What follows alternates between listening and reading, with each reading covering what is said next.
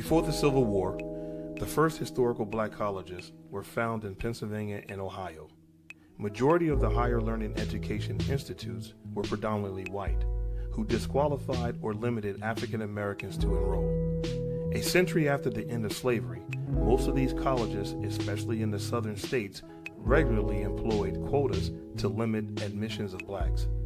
During Reconstruction, the Freedmen's Bureau pushed Congress to provide practical aid to 4 million newly freed African Americans in their transition from slavery to freedom. Its greatest accomplishments were in the education. More than 1,000 black schools were built and over $400,000 spent to establish teacher training.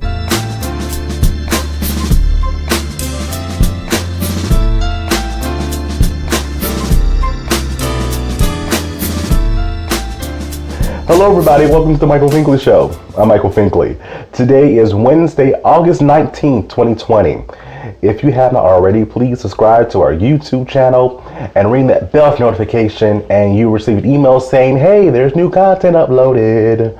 Y'all, we halfway through the week. Y'all. It's Wednesday.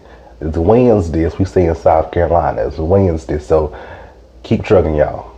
Keep trucking, I promise we'll get there. All right, today's guest. Now, let's back all the way up. Now, you know that I'm a big advocate for HBCUs, right? Historically black colleges and universities. Because I went to one, the Allen University in Columbia, South Carolina, right?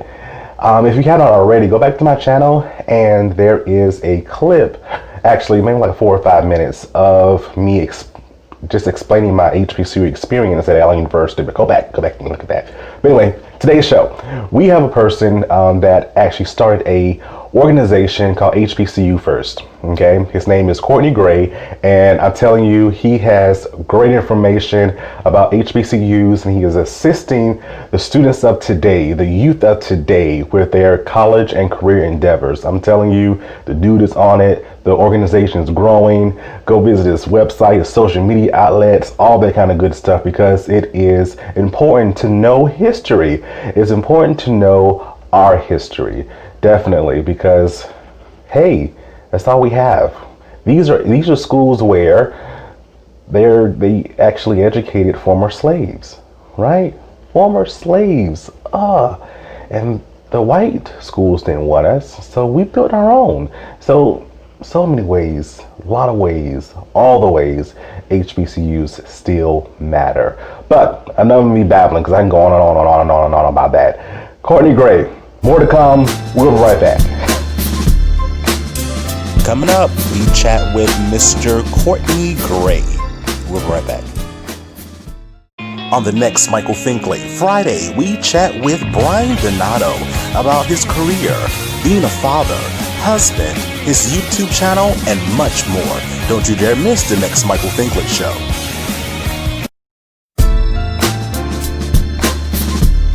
Hello everybody, welcome back to the Michael Finkley Show. So, the ones that have been following me since the beginning, you know of my passion for HBCUs, because I went to the best HBCU in all America and all the world, Allen University.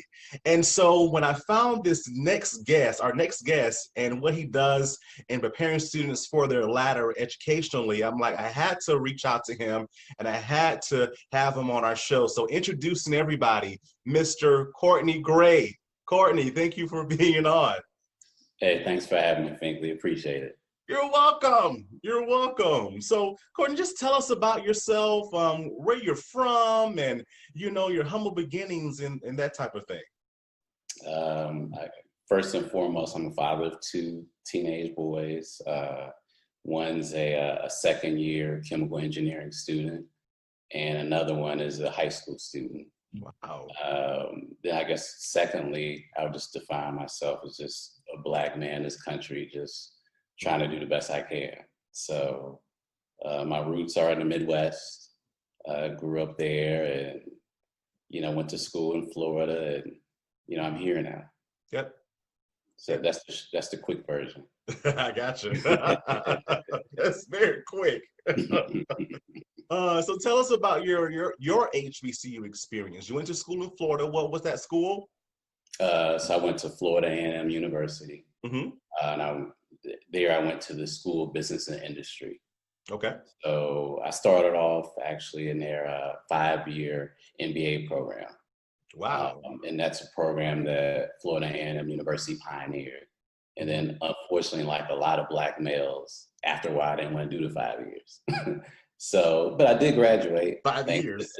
Yeah, I graduated in 4, and I got a bachelor's degree in business administration. And, and it was a really, really great experience for me. I would say coming from the Midwest, I went to a high school where, it was 48% Black, 48% white, and 4% other. And even though, I guess that was diverse, you could say. But I definitely had, my ideas about what it meant to be Black and white and other in this country. And then going to a school like Florida A&M, that just changed all that for me. Just going to a Black school and just seeing the diversity of Black people, just socially and economically, just changed my world. And I realized, oh, wow, we're not a monolith. There are all kind of Black folks. There's tall ones, short ones, smart ones, not so smart ones, nice ones, not so nice ones, just, a variety. And it just, and I actually expected, going to a Black college, I expected that it could transform me in a different way. Not that I was looking for it, but I was thinking, well, I could go there and just get on some kind of pro-Black thing. And I didn't know what it was going to look like, how I was going to come out of that experience. And it made me just really appreciate diversity, my Blackness, and other cultures even more. Just being in an environment where you just have all that love, and it's a safe place, and you're away from just all those things that come that are centered around race. And just had the opportunity to really learn about myself and learn about my culture while learning, Right. academically. So really transformative.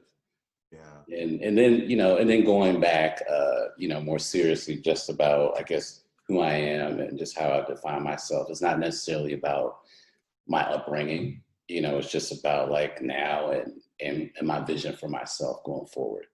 So, and just for me, one of the things that I picked up going to historically Black college was just, it became really important to me and a mission to just really just, like I said, help Black people, not just myself, do more and be more.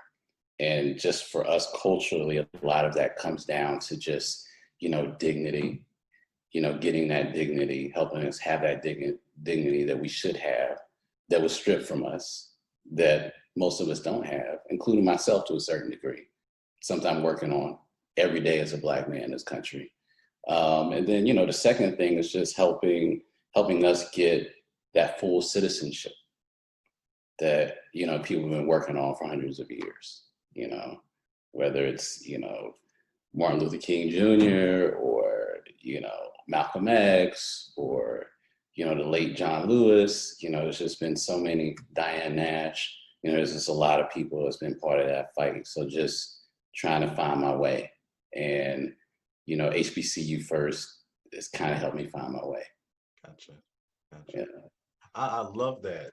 So in going back, did you even know, coming from the Midwest, did you know that you were going to an HBCU?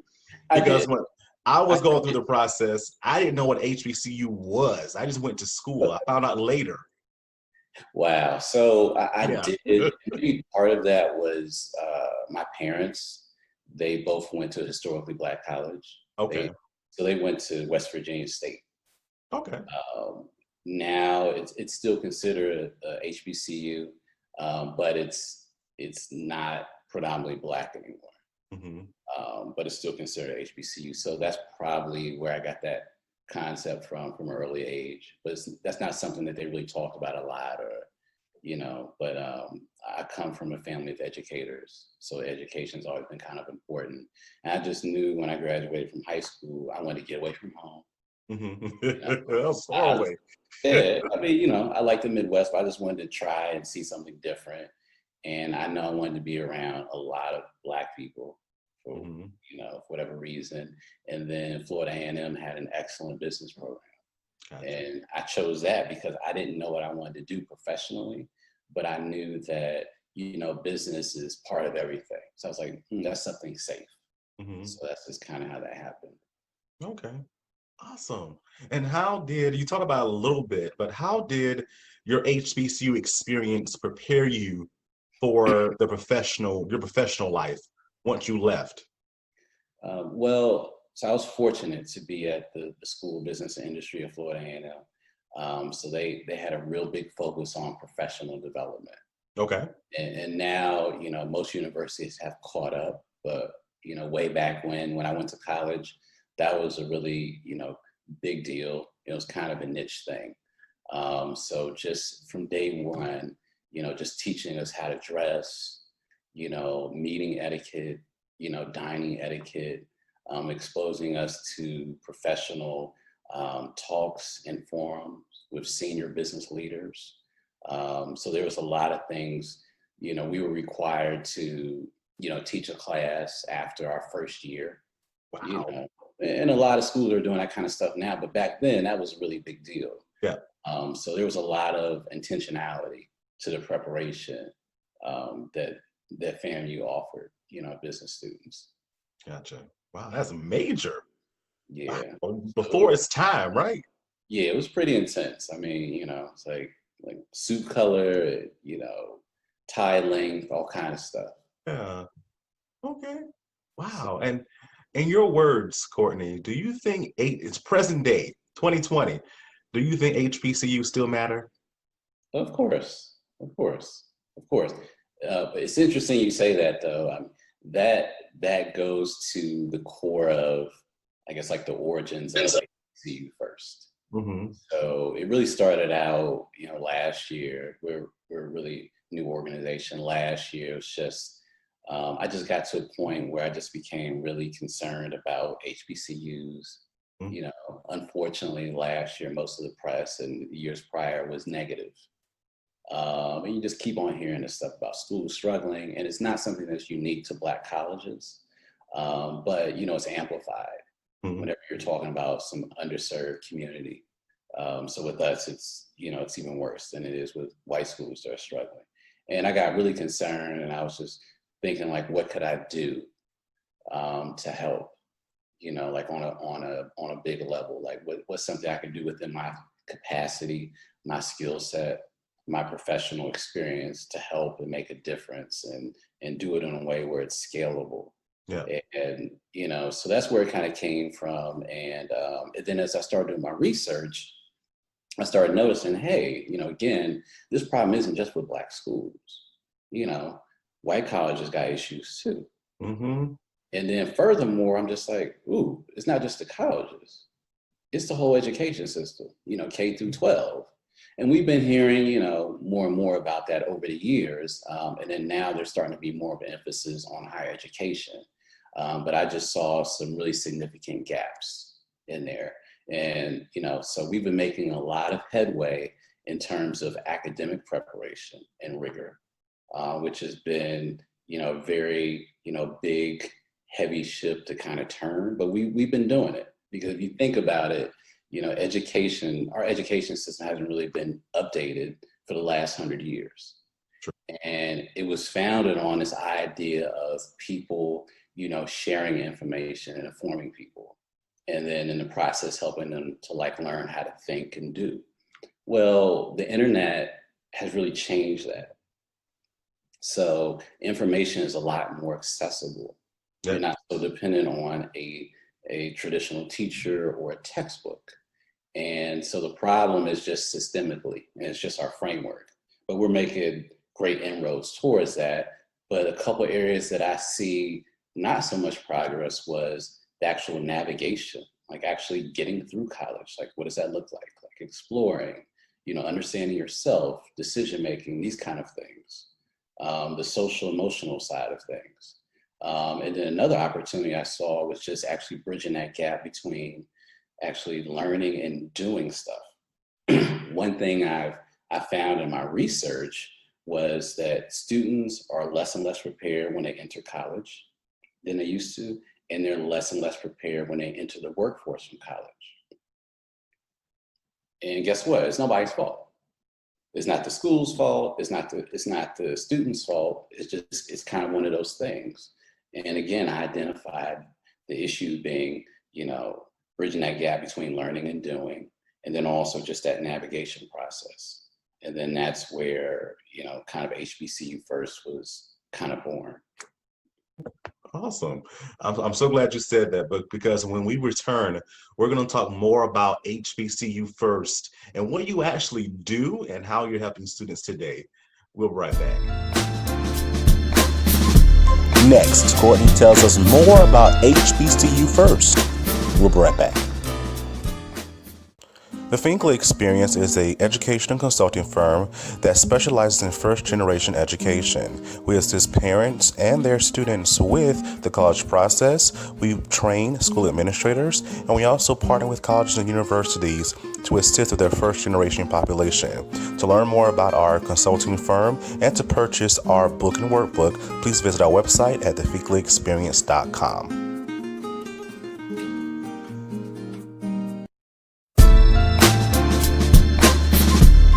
Everybody, welcome back to the Michael Finkley Show. We're still chatting with Mr. Courtney Gray over here, and we left off in talking about his awesome organization, HBCU First. And Courtney, can you give us more information about HBCU First?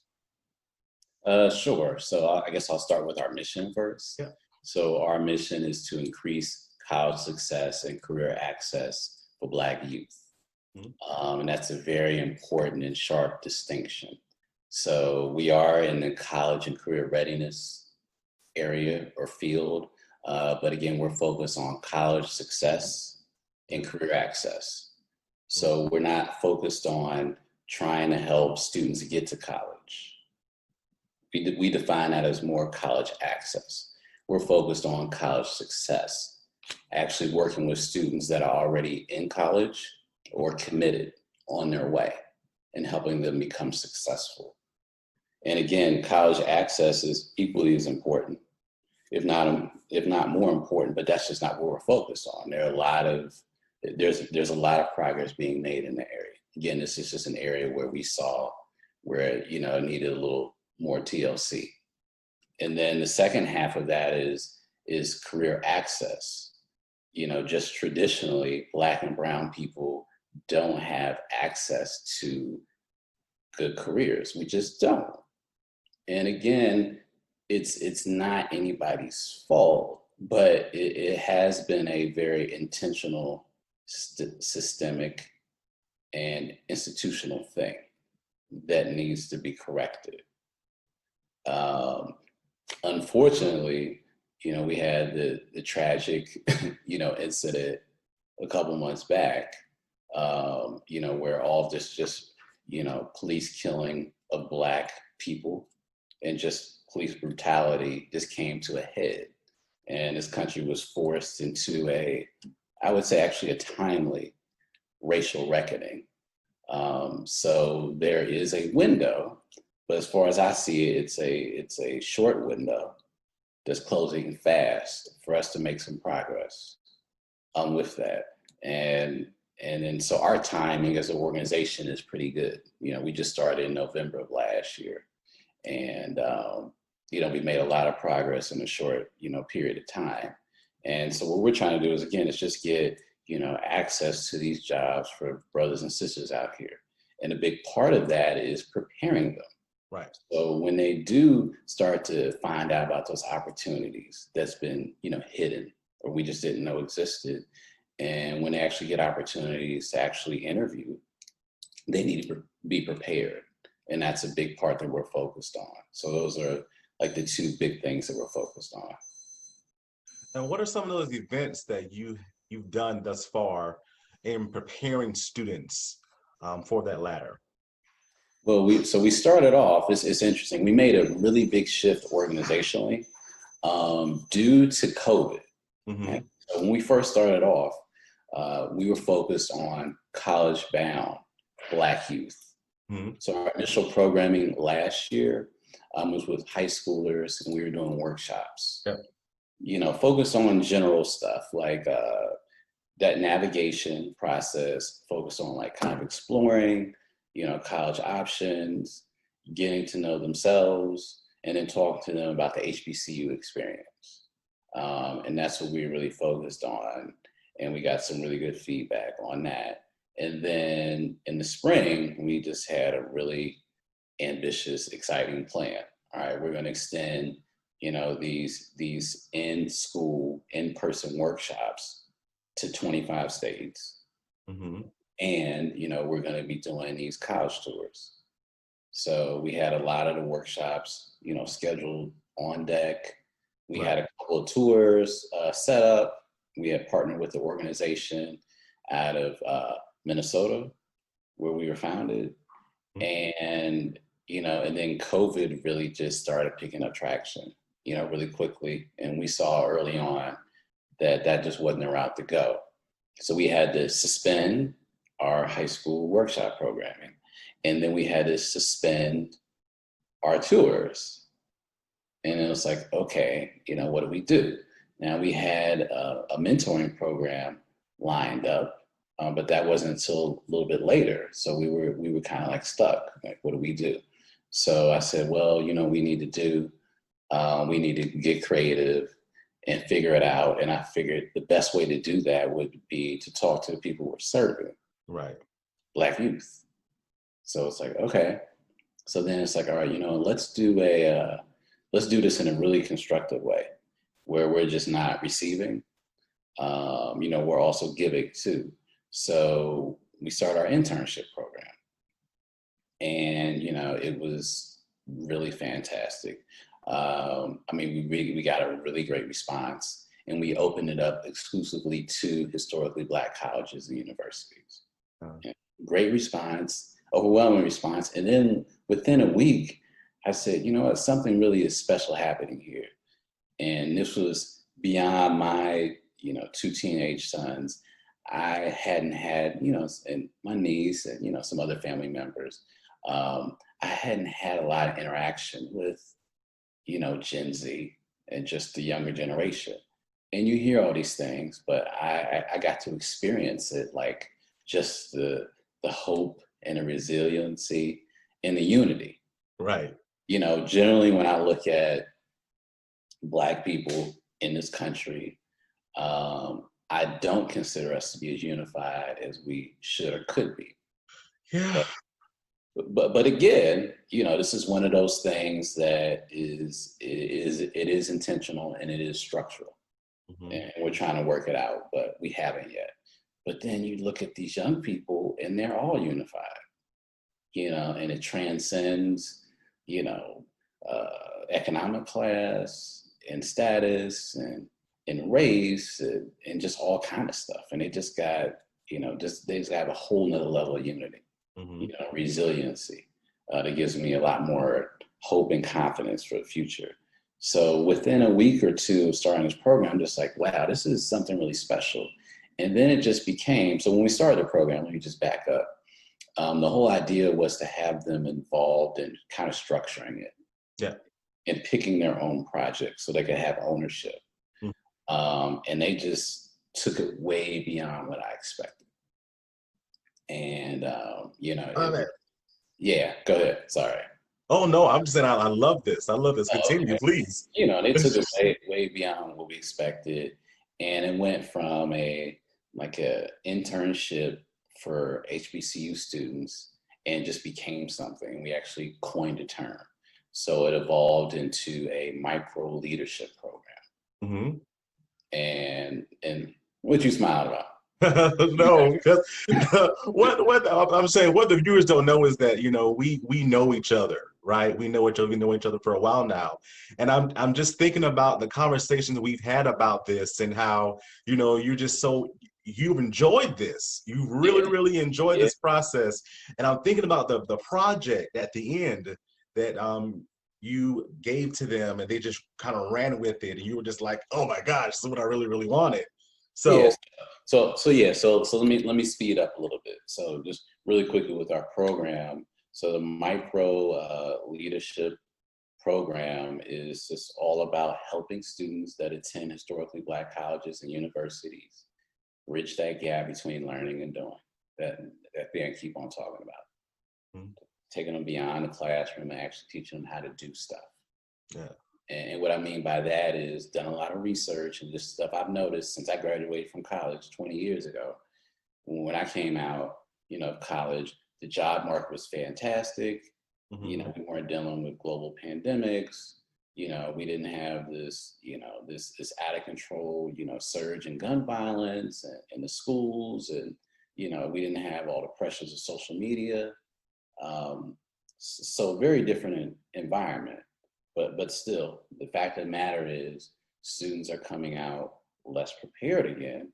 So again, when I was coming out of college, average training program, a couple weeks to a couple months. Now they're a couple months to a couple years. Now, part of that is the world in some ways has become more complex. And there's a lot of, data and analytics to kind of support where it makes sense, depending on how large the organization is and how it's structured, for students to go through, or early talent or early professionals to go through extensive programs. You may want to be in one area for several months, another one for several months, and so forth. But just in general, the training programs have just gotten longer and longer. And again, it's because they're not prepared. And then there's a widening gap and disconnection between what employers want and need and, the preparation that students are making, to enter the workforce. So this is what our program is about, to try to help bridge that gap. And then, so what is a micro leadership program? Well, please tell us. Let's go. That's something that the HBCU First developed. We developed that this year, and we define it as it's a internship that's remote, part-time, 2 to 3 months. We run ours 10 weeks. Most internships are about 8 to 12 weeks. 10's a nice clean number. In the middle just works out, makes sense. And what the students get out of it, they get 2 things. They get entrepreneurial skills, and they get real life leadership experience. So those are the 2 things. And it's like, well, how does that happen? What does that look like? Well, the students are assigned, they just focus on one project for the duration of the program or the internship. So there's no busy work. Doesn't exist in this world at all. And so they just have one project. We just call it a capstone project. And that project it's research based. These students are doing some really serious work that's impactful, that is high risk in a sense that it will be seen and used and heard. So people are going to see what these students produce at the end of this program. This ain't stuff that, goes under the rug, may or may not be used. No, this is like core foundational stuff. So it has like really big responsibility. So I give all of them, kind of somewhat of a box, a framework. And then they just kind of build out the program for themselves, including timelines and all kind of stuff. And what you were alluding to, the end result was just fantastic, So, we had 5 interns, and all of them did something special. One developed a video series for us. Basically it's an interview series by HBCU students for HBCU students. And the idea is just talking to HBCU students real time about like what it's like HBCU life. What is the food like? What is it hard to make friends? Are there really a lot of Black professors? All this kind of stuff. And we had all other kind of stuff. Another one of our interns developed our training program and module for our near peer mentoring program that we're launching next month. Another one of our interns helped develop our new podcast that we're launching next month as well. Maybe even sooner. Another intern developed a foundation and a platform for us to do our fundraising on. And then our other intern, she gave us a voice. We didn't have a voice on social media, and she gave us a voice. So all of them really contributed, in some really big ways, and have a lot to be proud of. That's amazing. That is amazing. All in growth, right? All in growth, all in informing students as well. And so what would you tell that student that is wanting to pursue college, more preferably an HBCU, at this time? The first thing I would say is just do your research, and that goes a couple different ways. So you got your external research, just kind of seeing what options are out there, just terms of programs and so forth, but also just doing a self-search too, getting to kind of understand yourself, like, who you are. And that's pretty difficult. I'm trying to figure out who I am still, and looking forward. I got you. Learning more and more, right? Life is a journey, right? But, just kind of like embarking on some intentional self-discovery. A good way to do that is just to get involved with stuff. It could be virtual stuff, it could be traditional organizations, just whatever it is, get involved with something that your friends are doing, family members, whatever. So just activity.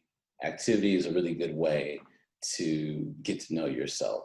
And then, like I said, do the research in terms of, opportunities. And of course, I would encourage them to, look at historically Black colleges, understand that there are over 100 of them. There are over 100 schools that were with 180-year plus history, track record of producing, the top Black professionals in this country.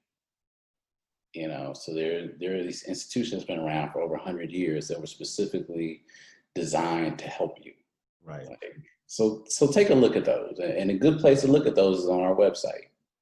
Our website. So the big component of what we do, what we're known for in a lot of cases, is our programming, but the website is the other thing that we do. So that's a resource thing that's constantly growing. Every week there's something new on there. We have all the historically Black colleges listed on there, the locations, we got videos, we got their social media, all that kind of stuff. So our website is actually a really good starting point for that. I love it. And give us your website and give us your social media platforms too. So the website is hbcufirst.com. And then you can find us on social media at HBCU First. Okay, awesome. And Courtney, how can they get this awesome shirt? See this shirt? Great shirt here. How can they get one of these? They can just go to the website. So just go to hbcufirst.com, and we have a page on there. It's HBCU Apparel Shop. Get you a t-shirt. Please get a shirt. I enjoy my shirt. Yeah, get you a shirt. And I'll say this, we are a 501c3 charitable organization. So buying a t-shirt, let me be very clear, that is not a charitable donation, but that money goes towards our programming. There you go. And we are a charitable organization. Yes, definitely. Awesome cause. And how can HBCUs reach out to you if they want to become a part of your program and sending their students over for internships? Just go to our website, I guess. It's interesting that you mentioned that, because we will be actually posting some new positions this week. So it's going to be some opportunities. So, that first cohort we had was just amazing. And we're looking for an equally amazing another cohort. So we have five openings coming up. So that's a way to get involved. And again, we're opening this up just to historically Black colleges and their students. And then also there are some opportunities with our near peer mentoring program as well. And we'll be opening that up in a couple of weeks. And both of those are paid. So, hey, if you're an HBCU student, and I was. Nah, that don't count. Currently enrolled, traditionally aged HBCU student. Not you. I'm not talking I'm about you. traditionally aged, okay? Don't do me. Don't come for me. I'm just saying. So, if you're interested in doing some meaningful work that's challenging, that you'll have your hand in designing and getting paid well for it, come join us. Go to HBCUFirst.com and take a look at, the opportunities there. Awesome. And if you don't see what you're looking for, shoot us a note. I love this. I love this, Courtney. Y'all are doing some great things. And next time, Michael, we got to talk about career talks. Okay. HBCU career talks. We got to talk about that next time. Yeah, you're going to be on again. So yeah, we're gonna talk about that. Yeah. Thank you so much, Courtney, for being on today and sharing your wisdom and your awesome organization. You're doing some great things, and I definitely see greater things coming in the future. So thank you so much. Hey, I appreciate the opportunity. Thank you so much. Yes, sir.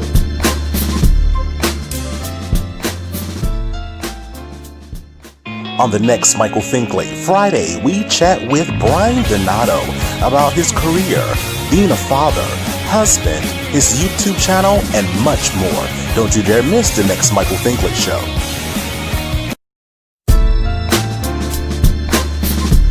Hello everybody, welcome back. Hope you enjoyed today's show, did you? Did you enjoy it? What did you learn, Ian? What did you learn? Comment below. I would love to have a conversation below. All right, thank you so much, Courtney, for being on. Rich information about HBCUs, and I love what he's doing and helping students along their way. He's establishing opportunities. I love it. So thank you, Courtney, for being on and sharing your story and your information with us. To learn more about HBCU First, please visit their website at hbcufirst.com. All the other information, their social media, all that kind of good stuff is down below in the description. So take a look. Be surprised.